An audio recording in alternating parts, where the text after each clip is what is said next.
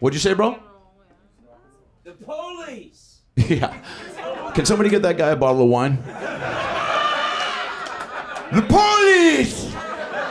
We're coming for Ratatouille.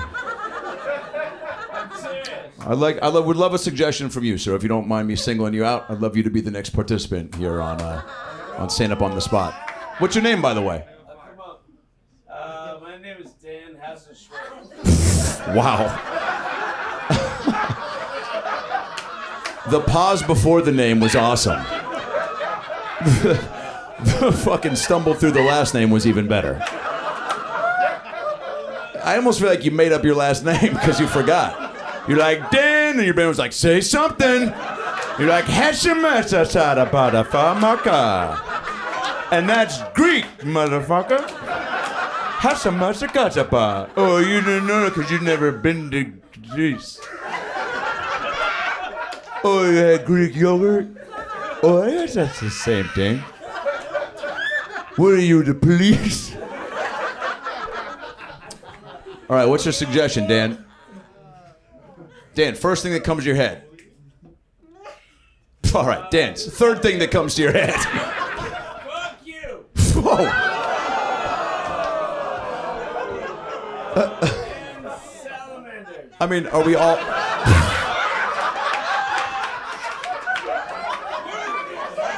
I don't have enough space in my heart for you right now, dude. Fuck you, followed by 4 seconds later, salamander? Was the fuck you to the salamander that you saw in your brain? Or you have a... No, squirrel. It was a squirrel. Yeah, that fucking clarified it, yeah. No, it's a squirrel who's chasing the salamander from me.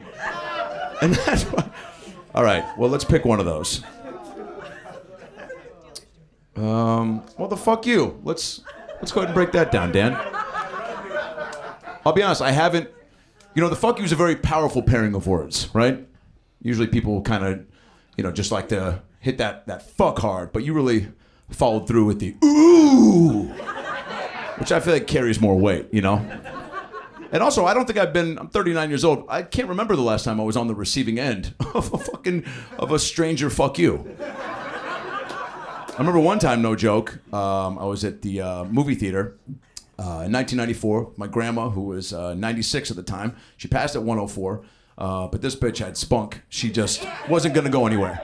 And she was like she got to that point in the mid-90s where borderline racist, but like she'd say things where you're like, I don't know if she'd say things like, I saw a larger than normal black guy in the bread aisle today at the grocery store. You're like, I don't think you should be making that observation right now, Grandma. That's an example of something you could just think in your head. So we're in Jurassic Park, and it's dead silent. Rest in peace. Rest in peace.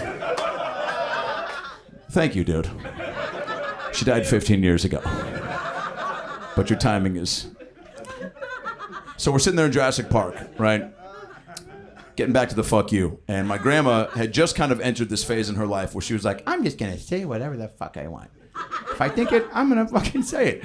A lot of respect towards that. I was fucking 9, 10. I'm just really looking up to this gal with the amount of just public chutzpah that she had. She just was fucking didn't care. Caution to the wind, 24/7. And it's dead silent in the theater. Everyone's on the edge of their seat, anticipating cinematic history, right? We all knew these dinosaurs were going to be the first time we saw them like this on the screen with fucking Sam Neill and Laura Dern. And so we're all on the edge of our seats just like, oh my God. And Sam Neill turns Laura Dern's heads. He's like, look at that fucking, look at those motherfuckers. I forget exactly what he said, but he was like, look at that fucking shit. And we were all like, oh my God. And it was silent. And my grandma at the top of her lungs goes, fake! Which was followed by, fake dinosaurs, not real. And a grown man turned around and looked at me and goes, fuck you! And I remember being such a little shit, I was like, she said it. But that's the last time I can remember receiving one of those, until now. And, I feel like I was able to brush it off a little more swiftly, but I also appreciate that you put the emotional pepper behind it, Now, let me ask you this real quick, and then we'll get another suggestion. How many times do you say fuck you in your day-to-day? You talking to me? All right, let's move on to another... Let's get another suggestion from this side of the room. I love you too, Dan. Don't die on me tonight. I don't want this video footage to be the last evidence. I don't want you going, "Fuck you, Salamander," to be the last thing you say. So stay with me. Don't die. Someone take his keys. Don't walk into traffic. Hookie? Pooping? Pooping. We'll go with pooping. Yeah, pooping. I mean, pooping is one of those things where you go, no one's better than anybody else, right? Like, even Oprah at some point has probably like been at a fucking Whole Foods or some public restroom and thought she locked the door, and someone's, shaking the door, and she's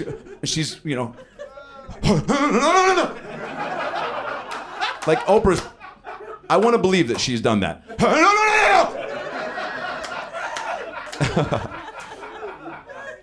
And then has to like speed wipe or I don't know. It's definitely one of those things that unifies us all. There is pooping makes me think of diarrhea, which makes me think of people who have pools with signs that tell you not to diarrhea. You've never seen that? My buddy has a pool out here. It says like no lifeguard on duty and no diarrhea, like right next to each other. I'm like, yeah. I mean, I think that's assumed in 2022. I don't think anyone's really walking into that complex like, "Hey Cameron, is it cool if..." What the fuck? When did that go up? Well, you've changed since COVID, man. Or maybe there was just so much diarrhea happening that some old guy was just looking through the window. "We gotta put up a goddamn sign. I haven't swam laps in 15 years." Pooping. All right, let's do one more. Italy?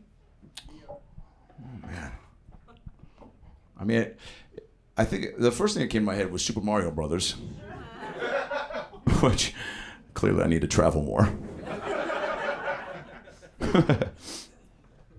I went to Italy once. Almost died on a jet ski. Wasn't that another topic of discussion tonight? Was that now? Boners? Boners and no boners? I don't know if we have time for you to decode that entirely for me right now. Boners and no boners on a jet ski? That was earlier tonight? Was just the audience was polled who gets boners on a jet ski and who doesn't? Are you supposed to be here right now? Yeah, I almost died on a jet ski. There was a fishing line. Somebody was out there fishing, and the fishing line got the boat got caught. We were on this little tour, and it got caught close to the guide.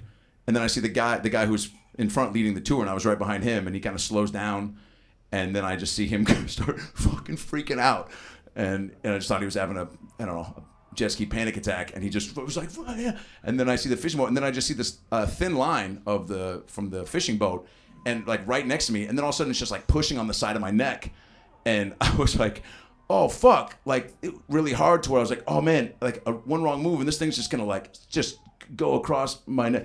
It was probably the first time I felt like, "Oh, I'm gonna die," and it was weird the things I thought of. I was like, "Fuck, I had a meatball sub in the fridge, right?" And I've never seen Coldplay live. Came into my head. Fucking shout out to Chris Martin, but and then I look up in the guide. Swear to God, I just see him go like, "Hi," and he's waving to me, and I'm like, "Fucking dude, I'm trying to figure out my last words, And then I just see him go, "Yeah," and like bite it, and it goes and just like sprays away, and then I see him just go, "It's okay, it's okay, come on," And then we took off, and then we got back, and he said some fun stuff in Italian, and we had some pizza, and And on the next show, I'll have an ending to this story.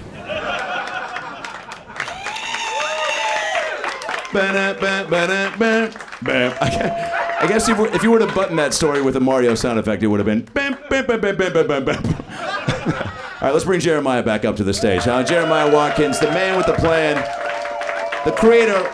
Keep it going for the creator of Stand Up on the Spot, Jeremiah Watkins, huh?